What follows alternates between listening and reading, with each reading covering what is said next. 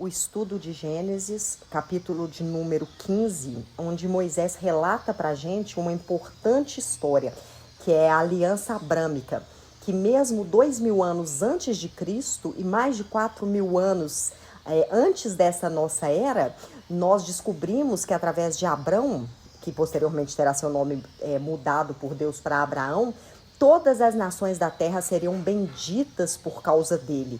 Então, através de Jesus Cristo, nós sabemos que vamos nos tornar filhos na fé deste grande homem que o Senhor escolheu para fazer um tratado tão importante que vai ser apresentado para a gente aqui, essa aliança abrâmica do verso 1 até o verso 21. O capítulo ele abrange alguns versículos mais, só que o cerne dele são esses 21 versículos.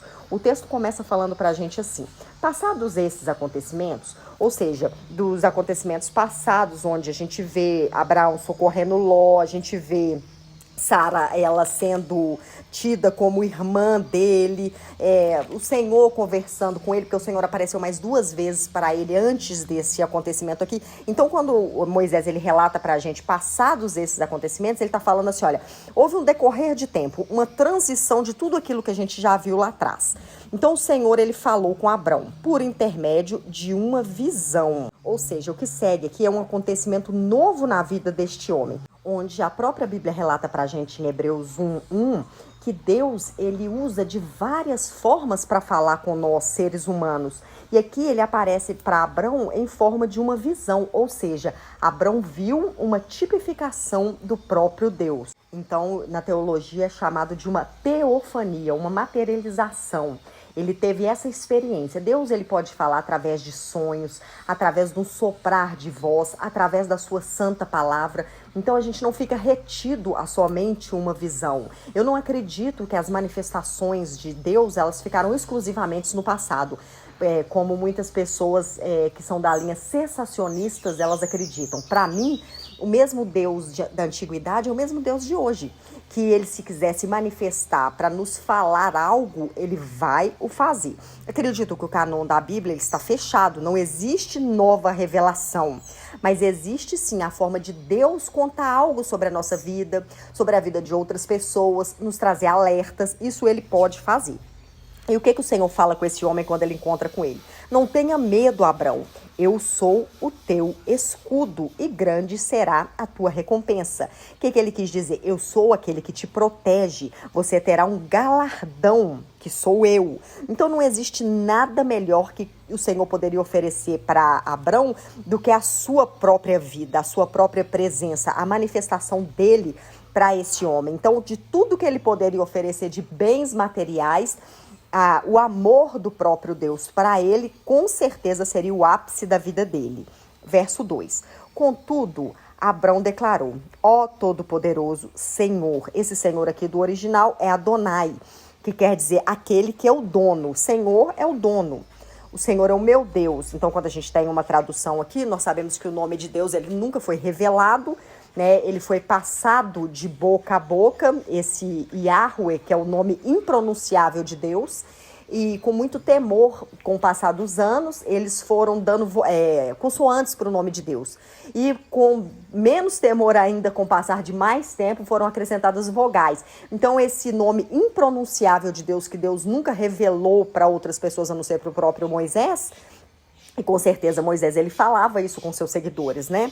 Esse nome ele foi ganhando outras conotações. Esse tetragrama sagrado ele virou Yahweh, e algumas pessoas falam Yahvé, né? Que é o nome do próprio Deus. Então Abraão, com muito respeito, ele fala com ele, ó Todo-Poderoso, de que me vale uma recompensa se eu continuo sem filhos? Ou seja, para quem que eu vou deixar tudo isso que o Senhor está falando que vai me dar? Nós sabemos que posteriormente Abraão ele teve Ismael, que é o filho da carne, ele teve Isaque, que é o filho da promessa, mas esse moço engraçadinho aqui teve mais 6 filhos com uma outra concubina. Óbvio que posteriormente é isso aqui, porque senão ele tinha contado com esses filhos aqui. Então, depois de muito idoso, ele teve diversos filhos. E a preocupação dele até aqui é que ele não tinha filho nenhum.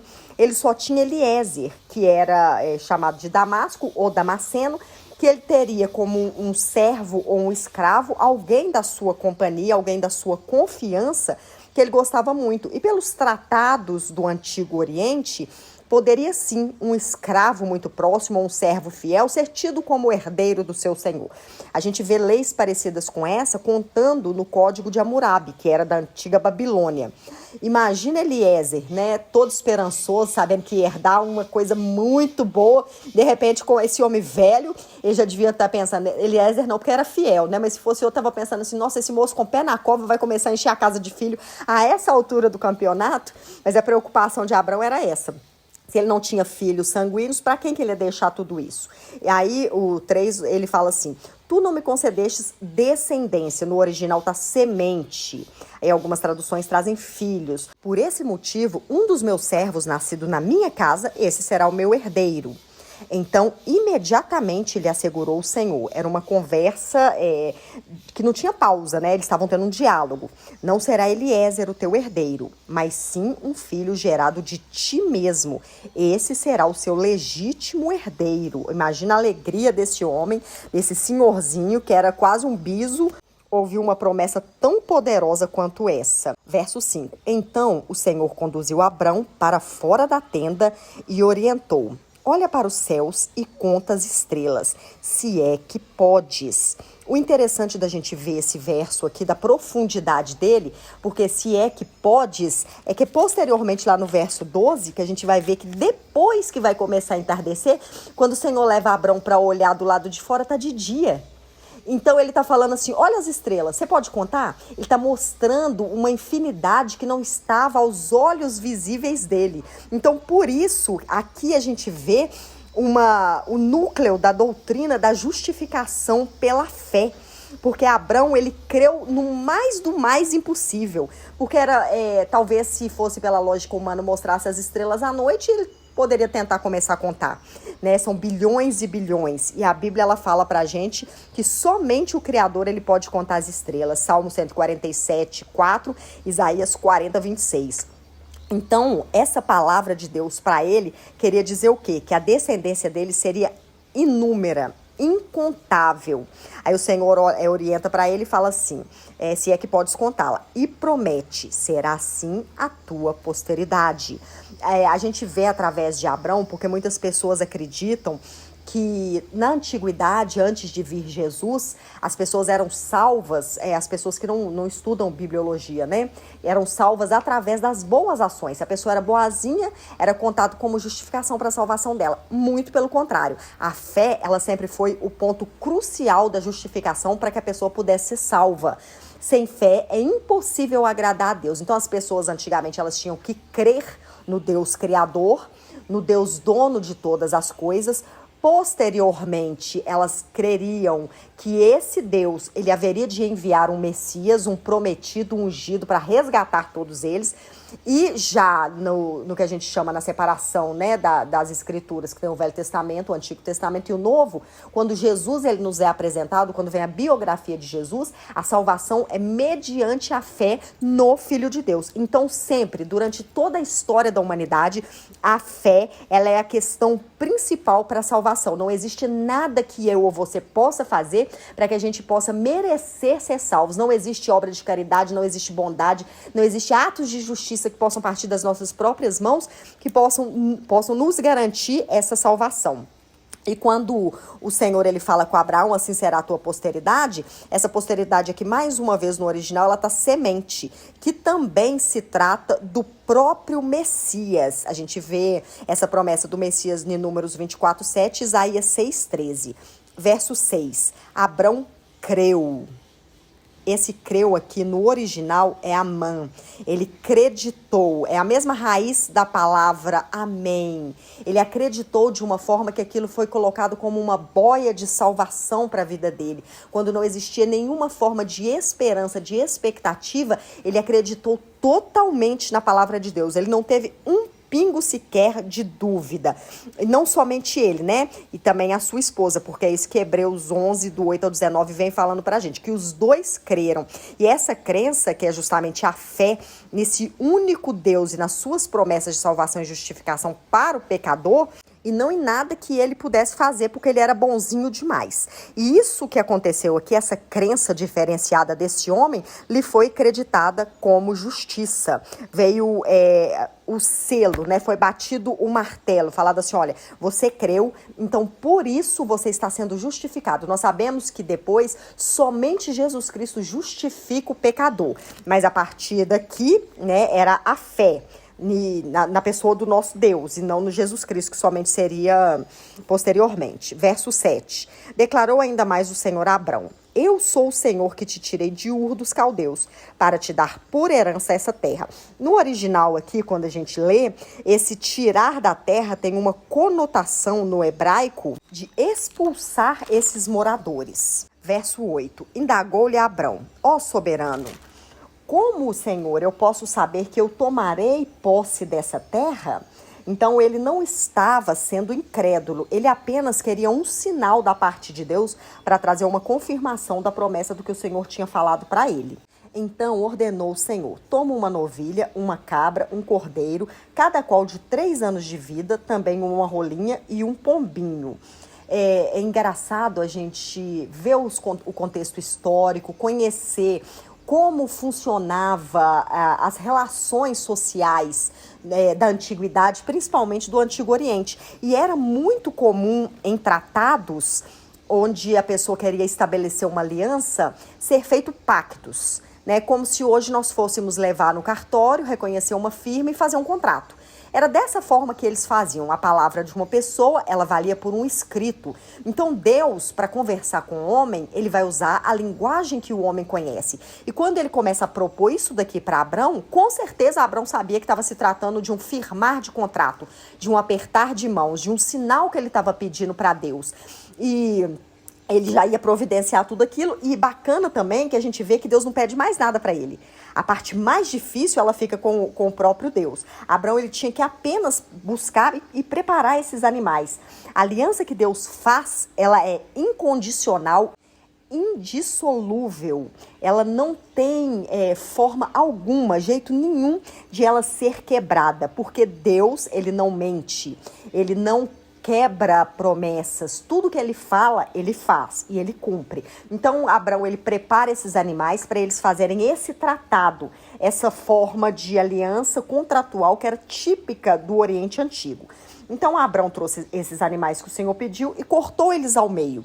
Por que ele faz isso, né? Muitos vegetarianos e veganos hoje é chorar lendo o Antigo Testamento. Eu já ouvi gente que se diz cristã falando assim que o Senhor, ele tem um princípio de vegetarianismo para as pessoas. Não é isso que a gente vê após as pessoas descerem da arca e começarem a repovoar a terra, aonde era necessário que eles comessem carne para poder ter esse novo hábito nessa nova terra, né? Nessa nova atmosfera que havia sido formada pós-diluviana. Nos céus, eu não sei como vai ser. Na Nova Jerusalém, não sei se nós vamos voltar ao início de todas as coisas e sermos vegetarianos novamente. Mas aqui na terra, enquanto nós vivemos nesse mundo caído, pós-diluviano, nós devemos sim comer carne.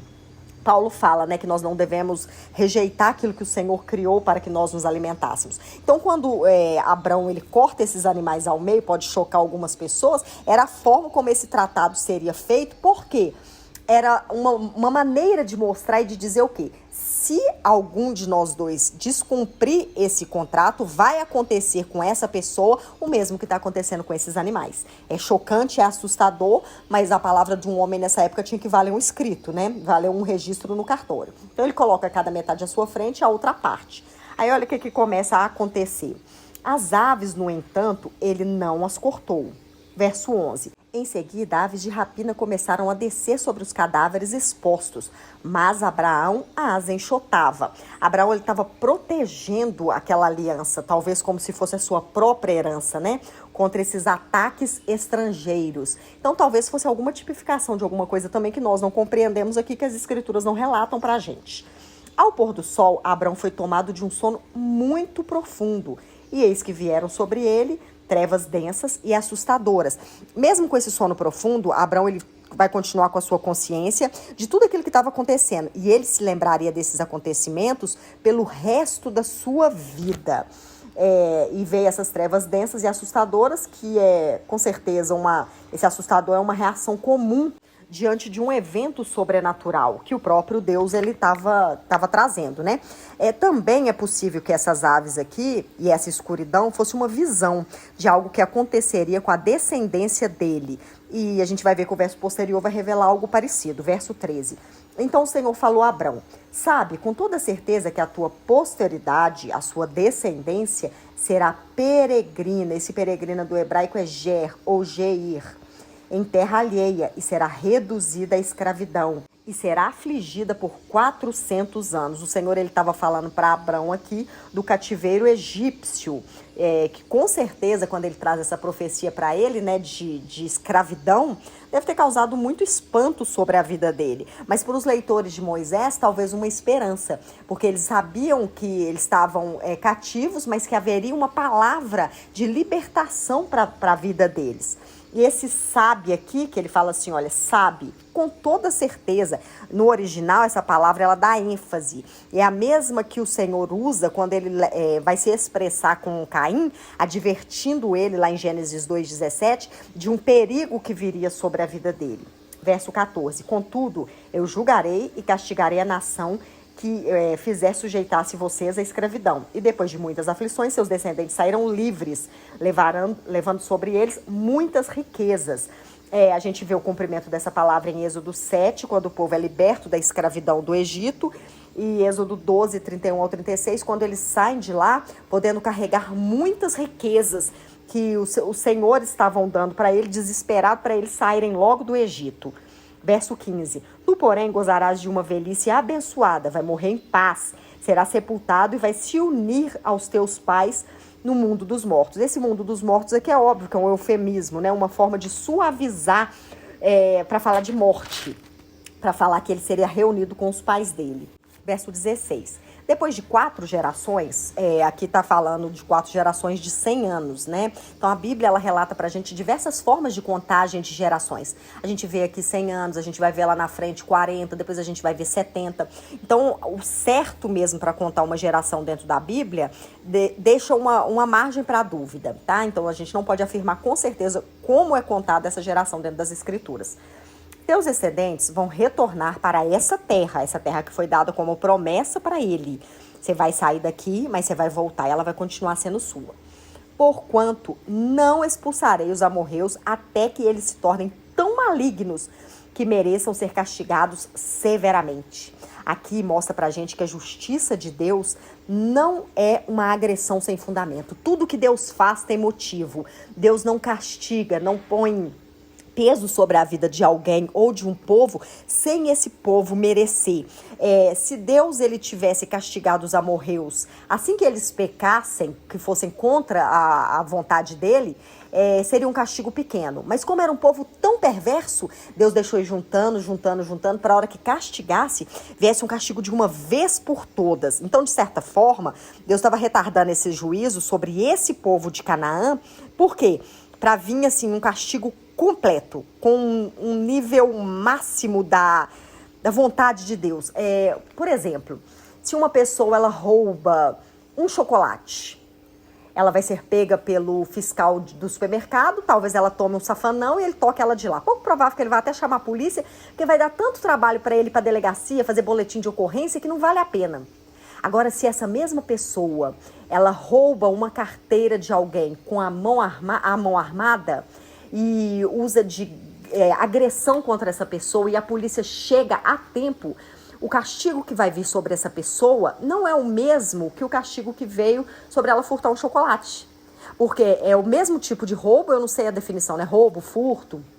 Mas ela roubou da mesma forma, roubou um chocolate, roubou uma carteira. Só que a punição para a carteira ela vai ser muito maior, porque é um bem valioso. Da mesma forma que o Senhor age. Eu estou falando de punição física, mas existe também a punição espiritual. Por isso que Deus ele deixa chegar na medida certa para poder vir com castigo para cima dessas pessoas. E aqui a palavra que é traduzida por injustiça, ela é aquela marca conhecida de nós brasileiros, né? Daquela vendedora de produtos através de revista que se chama Avon.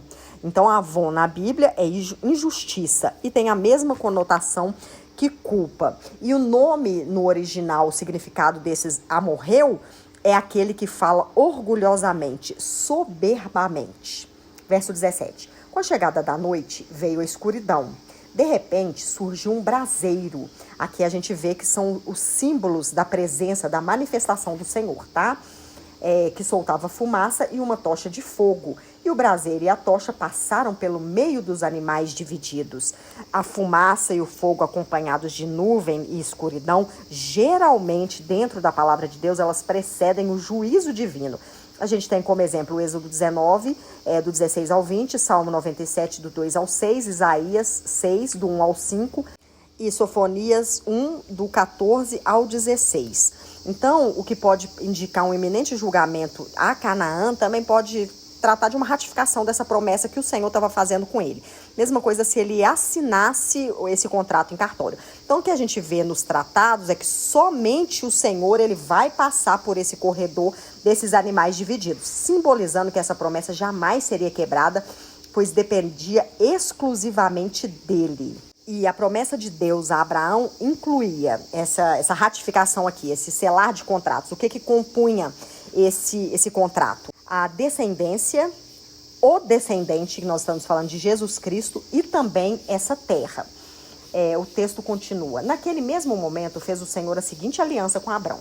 Aos teus descendentes dei essa terra. A palavra de Deus é o que vale. Por isso que muitas pessoas falam desses conflitos entre Israel e Palestina, que a única prova que Israel tem que a terra é deles é a Bíblia. Mas para nós que somos cristãos, é uma prova irrefutável, né? Ela é super válida. Aí o Senhor vai falar que deu essa terra e fala os limites dela, desde o ribeiro do Egito até o grande rio Eufrates. Ou seja, Canaã viria a se tornar Israel, e um tamanho infinitamente maior do que ela é hoje. Nós sabemos que pelo mapa brasileiro, ela é menor que o estado do Sergipe.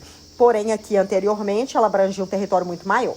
A terra, aí começa a dar os nomes, né? Faz uma listagem do 19 ao 21, dá essa lista pra gente que tem provavelmente dois sentidos. Impressionar o leitor mostrando que 10 nações seriam suplementadas por Israel e encorajar esses leitores e também definir quais seriam os limites dessa terra. Então, a terra dos queneus, dos quenezeus, dos cadmoeus, dos hititas, esses hititas aqui hoje são os turcos, tá?